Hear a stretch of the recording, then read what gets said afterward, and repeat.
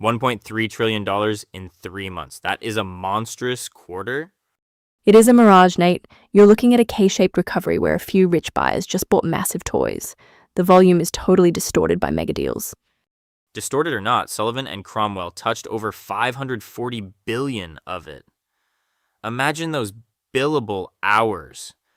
I am actually getting dizzy thinking about their partnership distributions. Right?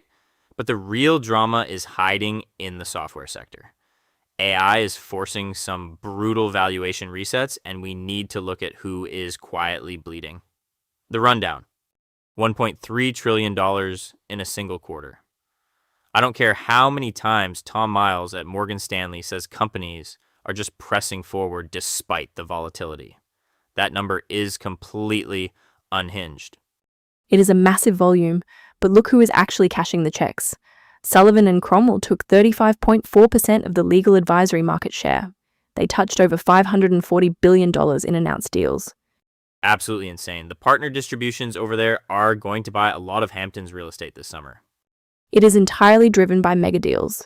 The analysts are calling it a K-shaped recovery for 2026. If you have the balance sheet for a $5 billion swing, you are swinging. If you don't, you are stuck in the mud. Well, part of that mud is the AI valuation reset. Everyone thinks AI is just printing money for M&A, but half the software sector is having an absolute meltdown behind closed doors.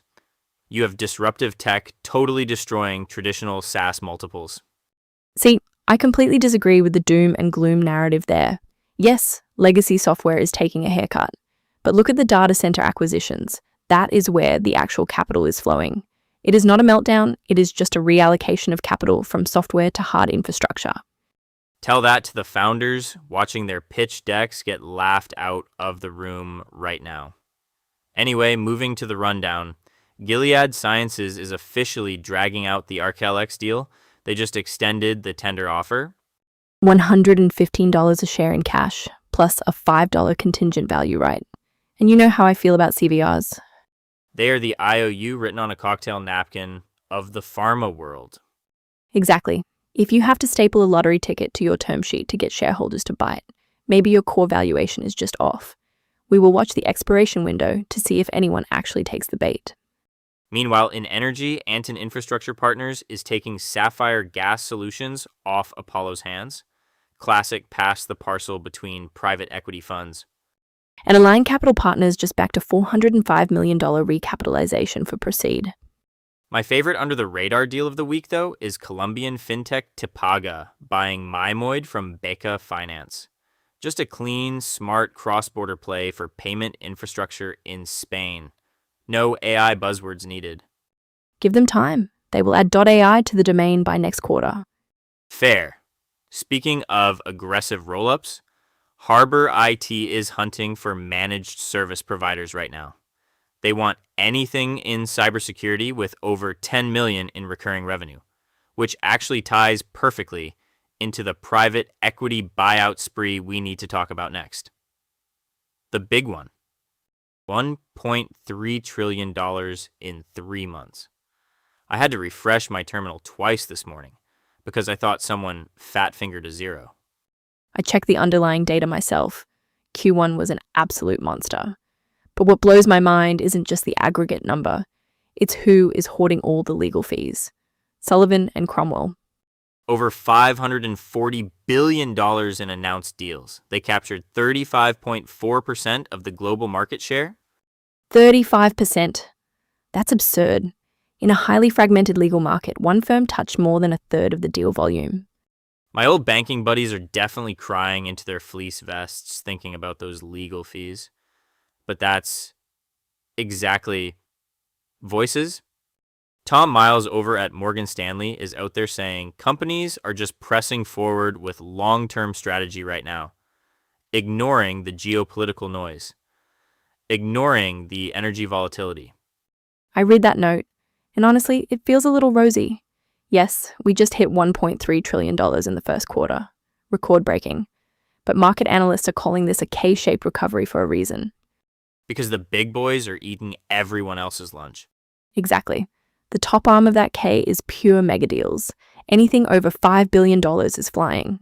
But look under the hood. It isn't a broad market recovery. It's just a handful of massive checks. I disagree. I don't think it's just a handful. Look at the legal fees alone. Sullivan Cromwell took 35.4% market share this quarter. They advised on over $540 billion in deals. Are there even lawyers left at the other firms? They're all sleeping under their desks, Nate. Typical Tuesday for a junior associate. But my point is that volume is real. The AI boom is forcing everyone to move. But it's a double-edged sword. Yes, they're buying up data centers like crazy. But the experts are completely ignoring the bloodbath in traditional software. The AI disruption is forcing massive, uncomfortable valuation resets. Which is exactly why private equity is circling. They smell blood in the public markets. Take a struggling software company private, fix the AI strategy away from screaming shareholders, and flip it in 3 years. That's assuming the private equity guys actually understand the tech they're buying, which is a massive leap of faith. Fair. Speaking of leaps of faith, we need to talk about what Gilead is doing to get this Arcellx deal across the finish line. $115 a share plus a $5 contingent value, right? Let's see if shareholders actually bite. Spill the tea. It I'm telling you, the group chats are panicking. You have these legacy software founders who thought they were gearing up for a comfortable exit this year, and suddenly AI is completely nuking their valuation models. Nuking is a strong word, Nate. They are just getting a reality check. You cannot slap an AI sticker on a 10-year-old SaaS platform and expect a 30 times revenue multiple anymore. Buyers are actually looking under the hood. Sure, but it is a total double-edged sword. You have the Megadeals happening in data centers, but traditional software? The private equity guys are circling these vulnerable public tech companies like vultures.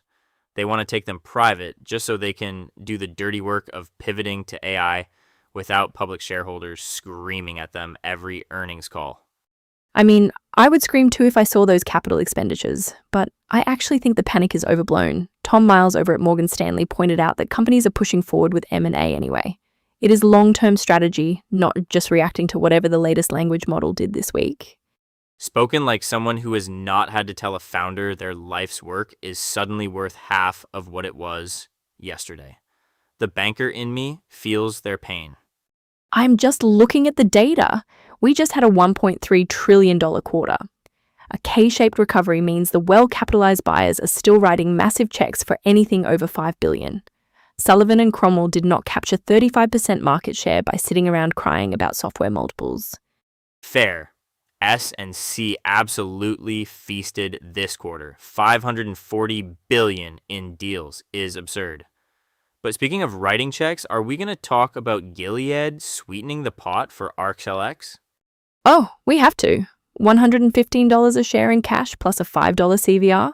That expiration window is coming up fast. Let us get into the math on exactly what triggers that payout. Tomorrow's radar.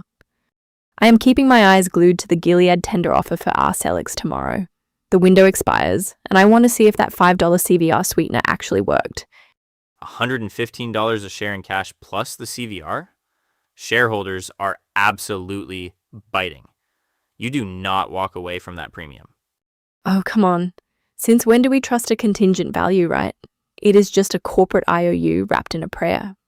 Spoken like a true cynic, but the real drama tomorrow is in software. The AI boom is forcing some incredibly uncomfortable valuation resets behind closed doors. Which is exactly why private equity is circling. Take these vulnerable public companies private, scrub the financials away from the market, and pray you can pivot to AI. Precisely. Harbor IT is already aggressively hunting for managed service providers. If you have $10 million in recurring revenue right now, you have a giant target on your back. Assuming the buyers are actually willing to pay up, they still want yesterday's discounts. We will see who blinks first when the market opens.